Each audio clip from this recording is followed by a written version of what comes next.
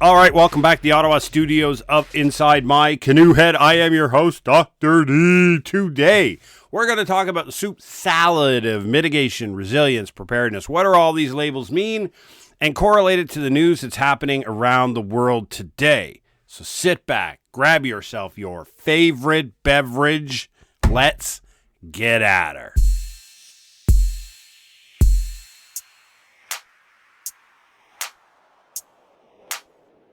So the world's on fire. Everything is falling apart. The world is crazy. People are dying. Things are blowing up. The economy sucks. How's your day? Welcome back and into season 10 of Inside My Canoe Head. And that's the state of the world. I am unapologetically honest and straightforward about it. I'm not going to hide things from you here. What we want to do today is to talk about the world on fire. What does it mean? How do these events impact you, and what can you, as a citizen of Germany, a citizen of England, Brazil, Colombia, India, Kenya, United Arab Emirates, wherever you may be listening to this program, what does all of this mean for you? Because if it means nothing, then what's the point, right? But it does. It does impact you. It does throw a wrench into your life plans. It's emotionally challenging. But how does this deal with your preparedness and how you want to chase your dreams? Because that's what we do here at Inside My Canoe Head. We talk about rocking an incredible life while wrapped in a blanket of preparedness. How do we construct that blanket? And how do we construct that rocking an incredible life? So sit back. Let's go. Number one, we want to talk about the funnel. The funnel is the big idea of what happens in the world and how we take things from grandiose headlines on the BBC or the New York Times all the way down to you in your neighborhood in Brooklyn, New York, right? That's a long, drawn-down funnel that everything follows. And how does that matter? Well, it all starts with world events. It then goes to world decision. When I mean about world decisions, you start seeing this is where you have a number of countries or a number of organizations talk about impacts and potential things that could happen. And you start to see where the world might be thinking of going. And then you have a significant exogenous shock. Let's put it this way. That's when a major event happens in the middle of an idea or a crisis, and then it comes to be a national decision. Then your government decides to do something in relation to this.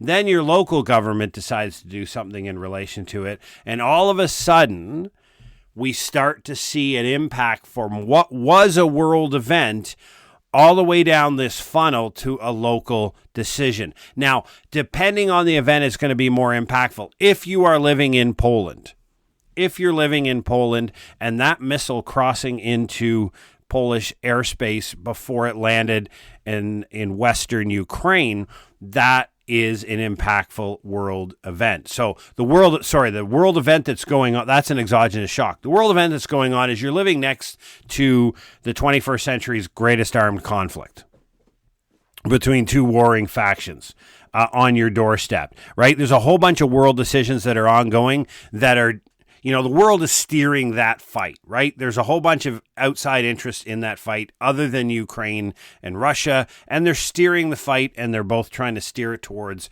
a conclusion that they think is pretty cool or what they're looking for.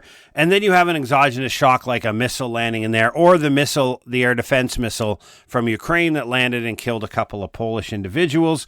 And then you have national decisions. At that point, Polish government has the right to do something, right? Because their airspace was intercepted. Now, they chose not to shoot down the missile. Had they done that and shot down a Russian missile, now you have a whole bunch of other possible crazy ideas that could come up. But that's a national decision that now imposes local decisions. So if you live in eastern Poland, or say you live in southern Latvia, across the A highway that is going to be the axis of advance of the Russian army when they choose to cross the border into NATO and bring the fight to the west.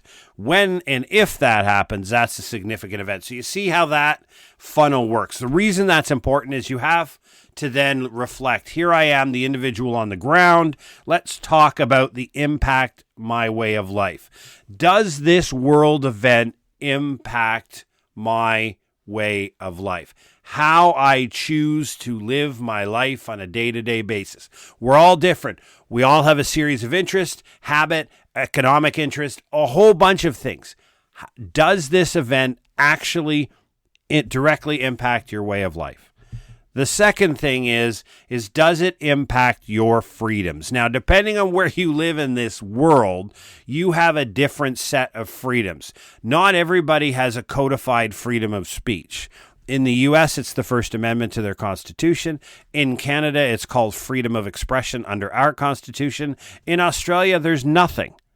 It all depends where you live on the face of this earth, what type of freedoms you have, but you live with certain freedoms. Does this event impact that freedom? What you would normally be able to do and say and act is no longer available to you. And the last third check that you do is, does it impact your private property? So in this world, unless you live in a communist state, now let's set aside the communist states in the world. There's really not that many of them. Some are socialism. That's fine. Socialism allows for private property to some degree under certain conditions.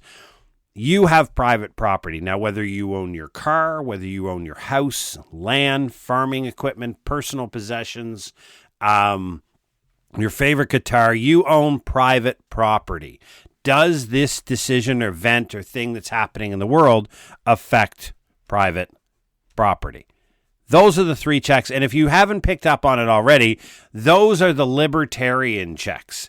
And libertarians are a type of individual who believes in the opposite of authoritarian government. So libertarians believe we are free individuals who have a sense of decision and a command and control and a power over our lives and how those lives are conducted. And we don't want government interfering in our life. Government is a necessary evil. It provides certain things that individuals cannot. From a collective perspective, to an extent that it's necessary, we must tolerate the existence of government.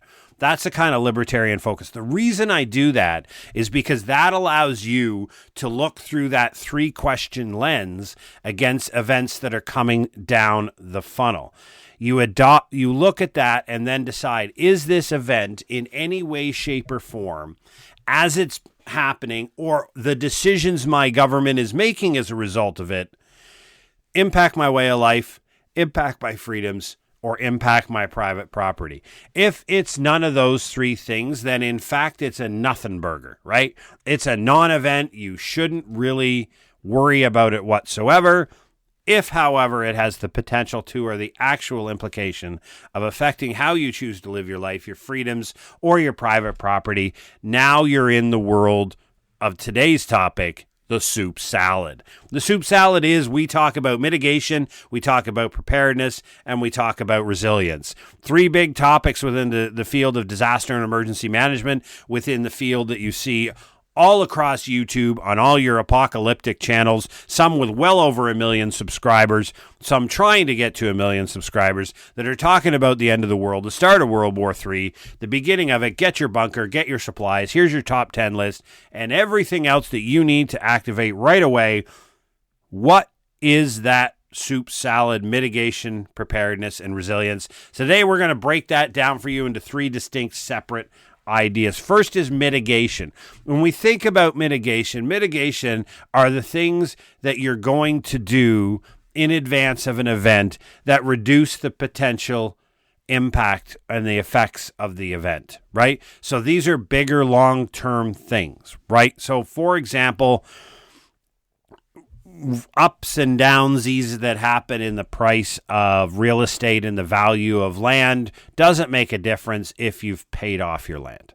Like, for example, if you own an acre property and you pay off the acre property, local property values on a regular basis that could collapse because of poor economic conditions are of no interest to you.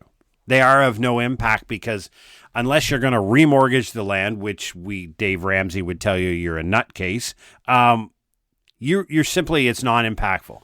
So mitigating events are the big things that you do, the decisions that you make in the long term to separate yourself from those three questions, right? So you're building a life that is very difficult for an exogenous shock, or an event around the world to impact how you choose your life. It's very difficult for it to impact your freedoms because of how you've built your life. So mitigation are those intentional, planned, strategic things that you do. One of them, for example, is, we're going to go through a couple examples here, is food. Right now, the world, and I don't care where you are, is facing some pretty significant food inflation costs. And what normally happens is, the first thing that happens in economic study is that people go down market when they purchase. So people who used to use bougie grocery stores, like here in Canada, Farm Boy, for example, or Trader Joe's, they now go back to the regular chains. And the people who would normally use the regular chains are now looking at places like Walmart for their food. People who normally look Walmart are now looking at Dollar Tree, Dollarama, and Dollar General for food. You see how people generally, the first response in a food inflationary time is that people go down market. The second thing is that people change eating habits. For example, they eat less expensive items. They eat cheaper items.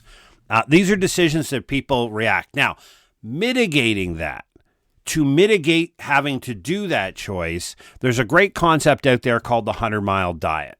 Now, the 100-mile diet simply means that you consume everything that you and your family consume is grown, raised, processed, and basically created within 100 miles of your home.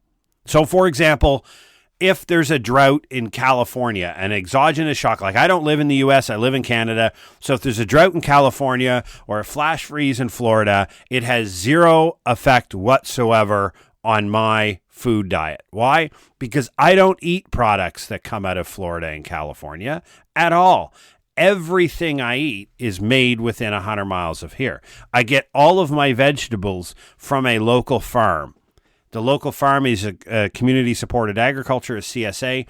I pay for a bunch of money in January, February. I get a series of boxes throughout the year. Those boxes are robust enough that I can, preserve, or freeze a whole bunch of leftovers. And that generally, most of the time, not always, but most of the time takes me through the winter. And when it doesn't, there's another CSA farm here that runs greenhouses year-round, and I can get freshly produced food directly from here. My food doesn't have a carbon footprint other than, 50 miles in a truck to me.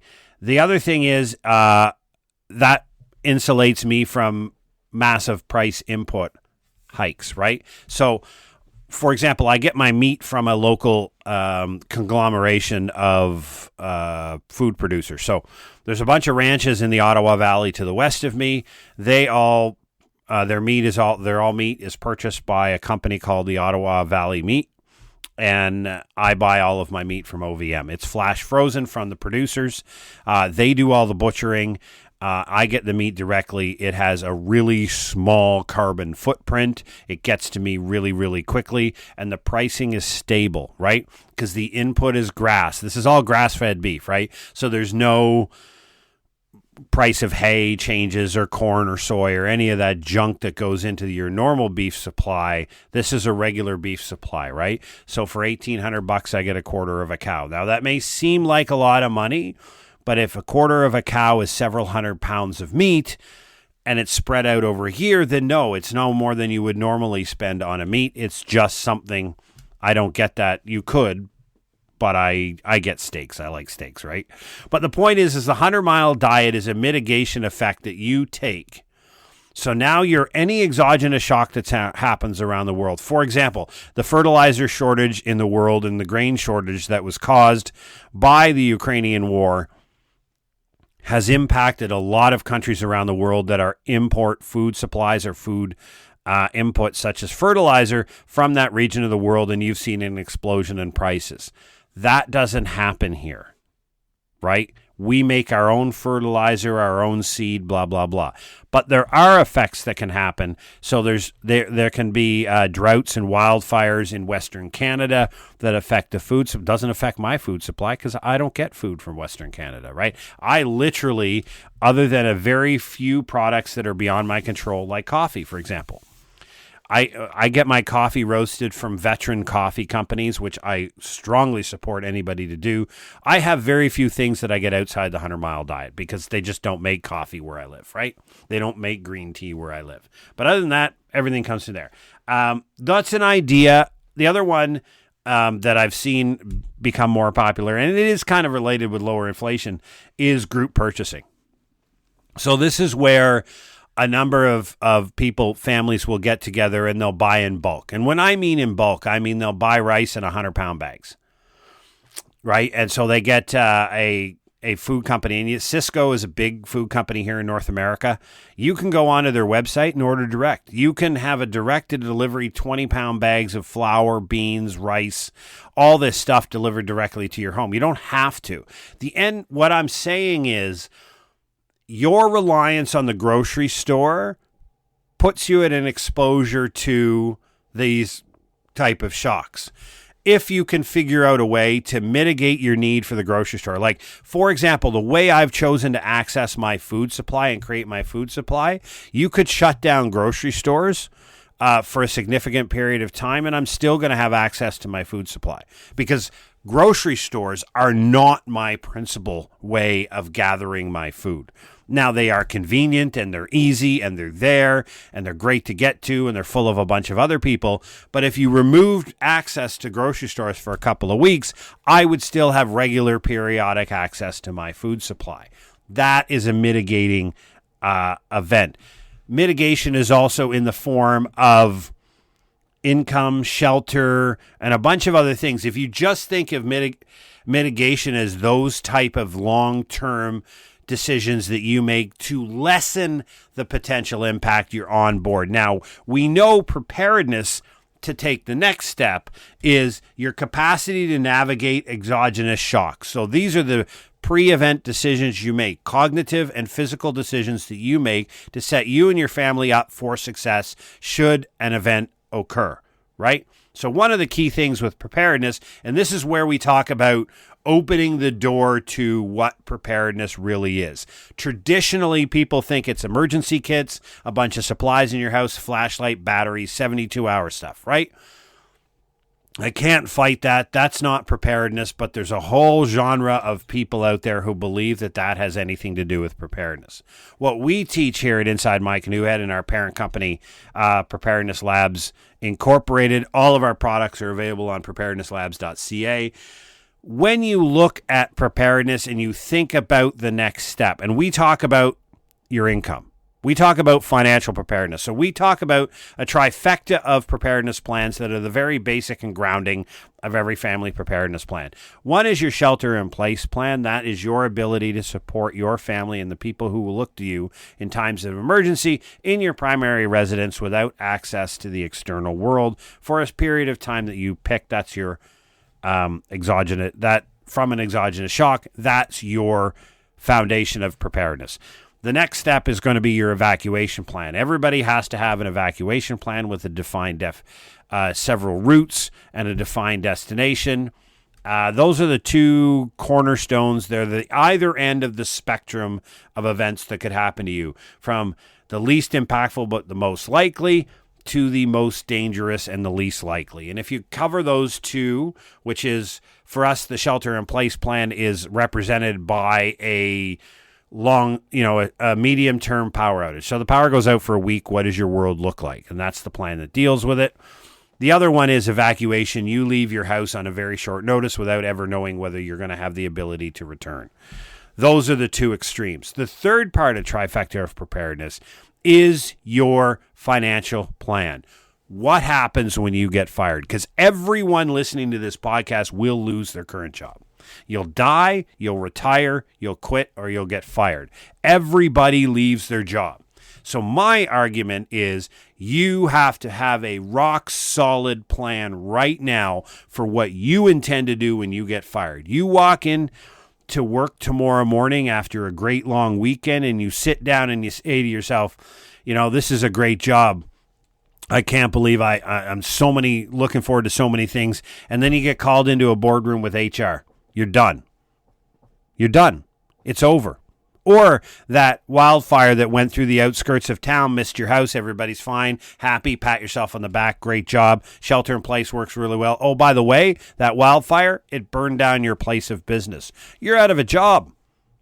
And it may be a year or two before that place is rebuilt and rehired. What's your plan?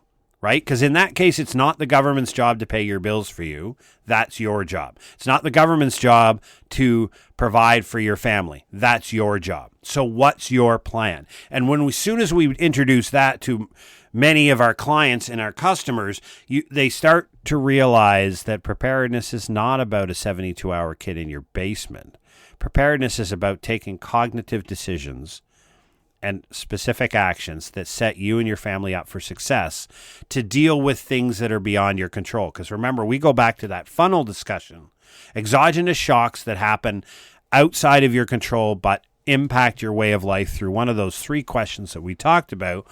Your mitigation, you've done what you can through mitigation, but now you have to be prepared to deal with the specific impactful events that hit you.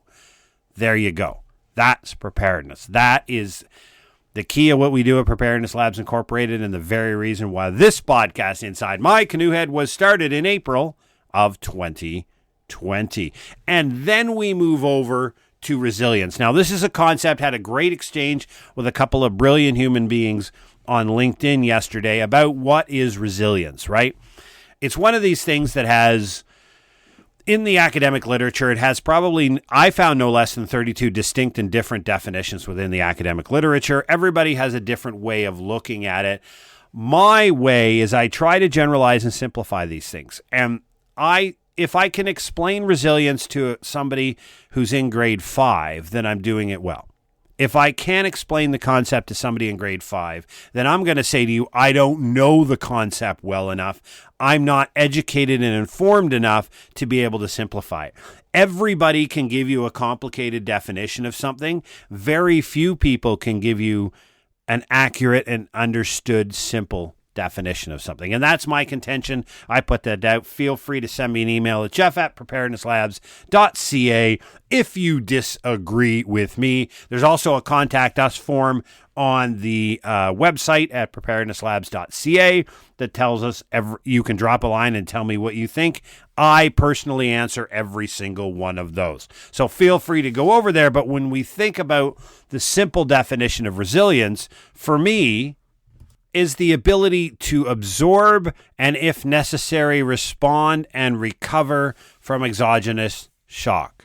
The if necessary in the definition is akin to if you do preparedness and mitigation well enough, that is the absorb function. So there's the link. In my definition of your ability to, your capability, your capacity to absorb and, if necessary, recover and respond to an event, the absorb function is representative of the strength of your preparedness and mitigation. So if those two are done really well, then exogenous shocks are going to happen. But because you are a resilient individual, you just carry on with life.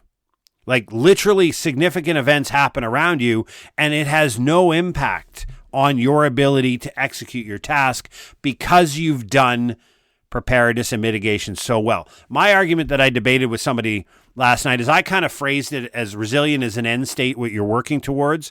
And I think they correctly pointed out that it's not an end state because then it's then it's a finite, it's a continuous thing. So I really appreciate everybody's input on that. And this is why I love getting into discussions about important issues on LinkedIn, because there are a cadre of people there who can have these discussions without, I know absolutely everything. And I'm the guy that says, hey, listen, I've studied this. This is what I think it is. I put it out there. Somebody brings another great point. I said, hey, I never thought of that. Maybe I'm going to go back. And I said that yesterday, that I'm going back and revisiting that definition of an end state because I think it needs some tweaking. I think their points are absolutely valid, and I need to kind of circle back and then have another look at it. But if I'm a resilient individual, my argument is that resilience is not something you work on.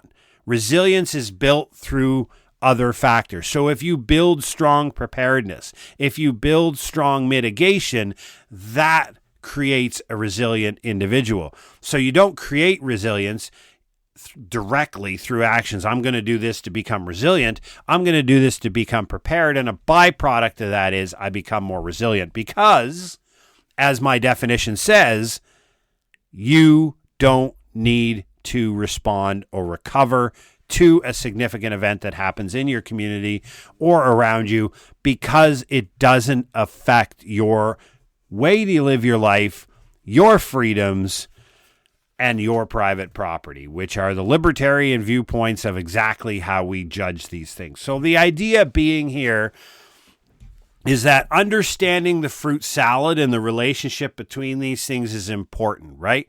Because when somebody jumps on YouTube and starts yammering away about the top 10 things that you need to do, top 10 lists actually can be important. This is where I've evolved a bit of my thinking on some of these things. Now, I'm not an apocalyptic guy. I don't think the sky is falling. In fact, I have no evidence to tell me the sky is falling. I do know the 2020s are going to be an incredibly disruptive and dangerous decade for very, very specific reasons.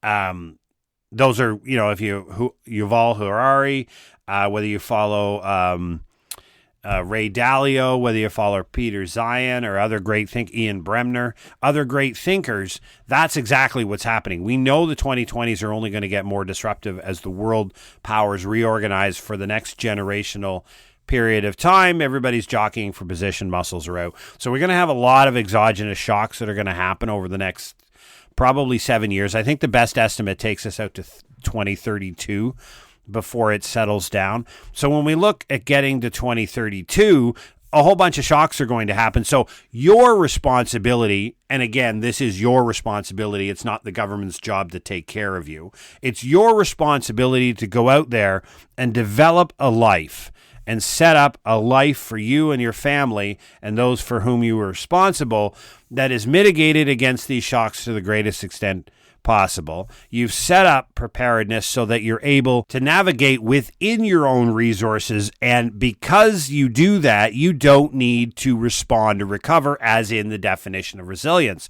So when you do mitigation and preparedness really well, you create a resilient individual, which then may not have to do any response or recovery planning and execution simply because they are resilient and capable of absorbing the shock, right? Now, the last point we're going to make here before we round out this second episode in season 10 is to how to extrapolate and extend this to other levels of society. We talk about individuals here and family units, and we do that intentionally because there's something in science called the unit of measure, right? So when I'm studying the preparedness of X is the unit of measure. So if I'm studying preparedness of individuals, if I'm doing research on the preparedness of communities, the community preparedness looks different from the household preparedness, but it's built on the same principles. So I always like to ground my research and the work and the publications that I do in the basic unit of measure, which I can't unit measure less than a human, right? That's just the way it is. There's 8 billion of us.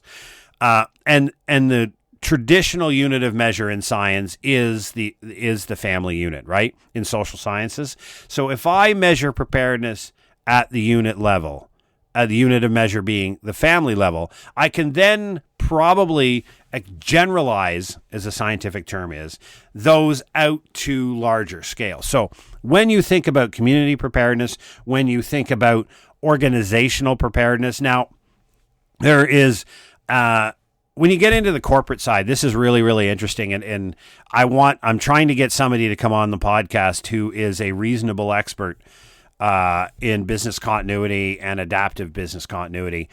Those are concepts related to preparing a business to respond to shocks. So when a business, because you remember, if you have an exogenous shock that happens to a community, right? A significant event happens in the community. It doesn't just happen to people. It happens to businesses as well, right? And the businesses are full of human beings and people and employees and owners, but the business as an entity itself gets impacted. Business continuity is the formal study with certifications and a lot of professional aspects to it, ISO standards even, and a whole bunch of other stuff that talks about how we help that business get ready for it, navigate it, and come out the other end in a better situation. So there's a lot of business continuity principles that mirror to some degree those same principles that we use when we do research on the household unit. So businesses themselves need to recover and respond and be insulated from exogenous shock. Governments as well, right? Everybody says the government has to keep operations. Well, how do they do that, right? Because, like, for example, if you're really looking for a great podcast other than this one on the first couple of days of a earthquake and what it would likely be like for the reason why the government's not going to be there to help you, there's one called Shockwaves, I think it's called. It's from CBC, Canadian Broadcasting Corporation. It's about 7 or 8 years old now, by a meteorologist and seismologist, Joanna Wagstaff. And she goes through the idea that imagine you have a significant earthquake in a town. The first thing that happens is that the people in the immediate vicinity are going to rescue you, right? Because the first responders are going to spend the first 24 hours rescuing themselves, right? So the ambulance people are going to be taking care of the ambulance people. The firefighters are going to be rescuing their fire trucks, their fire equipment themselves. The police are going to be doing the same thing. The next shift of firefighters, the next shift of police officers, and the next shift of EMS are not coming into work until they make sure their families are good to go. So there's a 72 to 96 hour window at the beginning of a major disaster where the traditional first responders are fixing themselves. They're getting themselves and their family ready or back up to a reasonable standard. They're doing all of this so then they can come help you. And it's a great series that goes into the finite details of it. But the idea is that it's important to understand that this is your responsibility to execute, right? The government's not going to be there for you, nor can they be there for you in the immediate days afterwards, right? It's not the government's job to feed, water, and house you within the first 72 hours of a disaster, right? Everybody likes to think that, but when you take the responsibility upon yourself, you realize it takes nothing other than, it takes zero money and a few minor decisions, and bam, you're good to go for that short period of time. So we're not going to belabor the point anymore and drag this out any more than we need to. Today's episode was really all about understanding the fruit salad, right? Of mitigation, preparedness, and resilience, what these big terms generally in general ideas are, and how your involvement in them can play. We talked a bit about the funnel of how world events, world decisions, exogenous shocks bring you through a funnel all the way down to local decisions, which then you ask the 3 specific impactful questions about how does it affect your life, and these inform your decision to build mitigation, preparedness, and then as a byproduct, create a resiliency that means in all likelihood, you are not going to have to respond or recover to significant events because they simply won't affect you. You'll be able to carry on with your normal life. I know people that have been evacuated by wildfires and had to leave on 5 minutes notice from their house, and other than executing their well-rehearsed evacuation plan, their well-understood evacuation plan, that's it. They continued on. Life was normal. They were just relocated in another place, but they were able to conduct their normal operations, their normal lives from this new location for a short period of time before they returned to their other one. Basically, next to no response required. Or somebody who had a plan, had a very robust preparedness plan. So when this thing called the pandemic happened and their job got canceled, within a very short period of time, they were up and running on their pivot plan. They went to their alternate employment strategy. They were up, they were earning income. They didn't need a bunch of government handouts to pay their bills for them because they hadn't prepared. They were able to pivot, bam, and actually quite a number of them became very, very successful as a result of them being able to pivot at the very beginning of the pandemic while everybody just sat around with their thumb in their mouth wondering what the heck was going on in the world around them. People had a plan. This is why we talk about mitigation, preparedness, and building resilience here at Inside My Canoe Head. So, thanks for joining us this week on this second episode in Season 10, where we're going to talk about international events, we're going to talk about strategies, ideas, and we're going to interview some pretty cool folks. So stay tuned. If you have any questions, drop over to preparednesslabs.ca or the website for the podcast, insidemycanoehead.ca. Everything is there, and we have one ask for you, and that's that you drop over to our websites, see what we have there. Share the podcast with someone. Reach out and tell someone, hey, there's this pretty close to near nutcase guy who's got a pretty decent podcast on mitigation, preparedness, resilience, and how to rock an incredible life in the middle of the chaotic 2020s. You should have a listen. I appreciate that. It costs you absolutely nothing. Take care, stay safe, and we'll see you at the end of the week.